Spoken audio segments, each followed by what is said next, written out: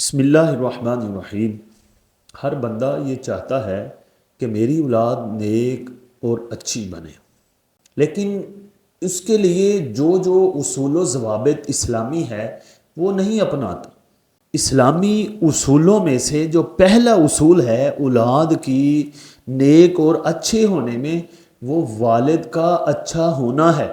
والد اگر اچھا ہو تو اس کا اثر اولاد پر پڑتا ہے۔ اللہ تعالیٰ نے قرآن مجید کے اندر بیوی کو کھیتی کہا کہ اولاد کے لیے کھیت کی مانند ہے، اور بزرگان دین باپ کو بیج کی مانند تشبیہ دیتے ہیں کہ اگر بیج اچھا ہو تو نسل اچھی ہوگی۔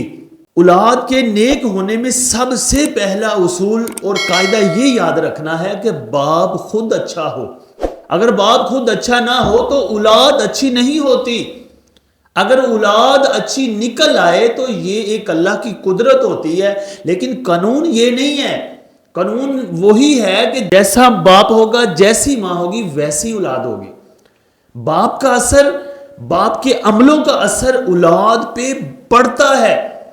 حتیٰ کہ اگر کوئی شخص یہ اندازہ لگائے کہ میرا بیٹا چلتا کیسے ہے، تو وہ دیکھے گا کہ بیٹا باپ کی مثل ہی چل رہا ہے، بیٹا باپ کی مثل ہی انداز گفتگو اپنا رہا ہے، وہ اپنے ہاتھوں کے اشارے بھی اپنے باپ کی طرح کر رہا ہے۔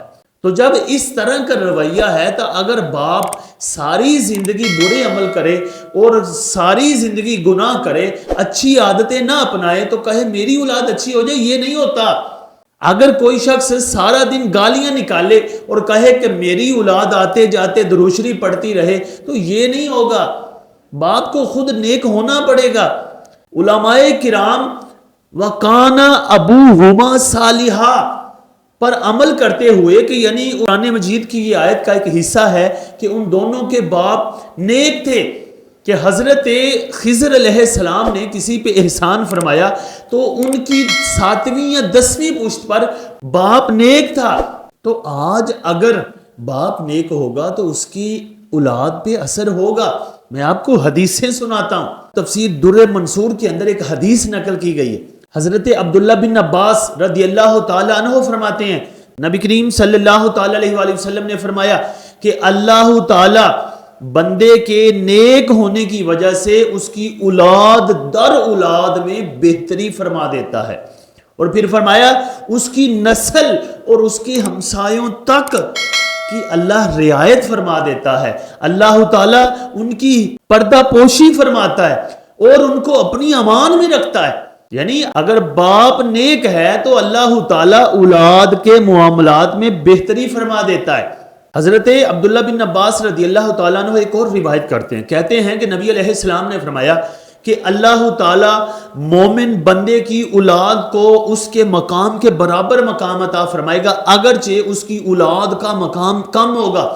یعنی جنت کے اندر اس کا مقام اگر کم ہے تو باپ کی وجہ سے اللہ تعالیٰ اس کی اولاد کو بلند مقام عطا فرمائے گا۔ حضرت عبداللہ بن عباس رضی اللہ تعالیٰ عنہ ہی فرماتے ہیں، کہتے ہیں کہ اللہ تعالیٰ جنت کے اندر ایک بندے کو بلند مقام عطا فرمائے گا، اور وہ پوچھے گا یا اللہ میرے ماں باپ، میری بیوی، میری اولاد کہاں ہے؟ تو اللہ فرمائے گا کہ ان کے عمل اتنے بلند نہیں تھے کہ وہ تیرے مقام کے برابر آتے۔ وہ اللہ کی بارگاہ میں عرض کرے گا یا اللہ میں نے جو عمل کیے تھے ان کے لیے بھی کرتا رہا، ان کی بھی رعایت کرتا تھا۔ تو اللہ تعالیٰ فرشتوں کو حکم دے گا کہ اس کے خاندان کو بھی اس کے برابر مقام دے دو، اس کے ساتھ ملا دو۔ بزرگان دین کے بارے میں آتا ہے کہ وہ نیک کام کرتے تھے، سارا دن کچھ نہ کچھ فلاحی کام بھی کرتے تھے، اس نیت سے کہ یار میری اولاد پہ اس کا اثر پڑے، میں نیکی کروں تو نیکی کا اثر اس اچھائی کے بدلے میری اولاد پہ پڑے۔ اور بعض ایسے بھی بزرگ گزرے ہیں، وہ کہتے ہم نماز ادا کرتے تھے، نوافل ادا کرتے تھے، لیکن جب ہمیں یاد آتا تھا کہ ہماری اولاد بھی ہے تو پھر اس وقت ہم اپنی نماز کو لمبی کر دیتے تھے تاکہ اللہ تعالیٰ ہمیں زیادہ اجر دے جو ہماری اولاد پہ بھی اثر انداز ہو۔ تو ہمیں چاہیے کہ باپ اگر چاہتا ہے کہ میری اولاد اچھی ہو، نیک ہو، پرہیزگار ہو، تو خود نیک بنے، خود عمل کرے۔ ہم جو سب سے پہلا نقصان کرتے ہیں وہ یہی کرتے ہیں کہ ہم خود نیک نہیں بنتے بلکہ ہم بچوں کو نیک بنانے کی سوچتے ہیں۔ تو یہ ہماری غلط فہمی ہے اور یہ ہم اس جگہ غلط ہیں۔ تو ہمیں چاہیے کہ ہم اپنی اصلاح کریں۔ تو جب ہم اپنی اصلاح کریں گے، اللہ کے فضل سے، اللہ اپنے کرم سے اولاد کو بھی نیک بنا دے گا۔ اللہ تعالی ہم سب کو نیک صالح اولاد عطا فرمائے، اور جن کی اولاد ہے انہیں نیک صالح بنائے۔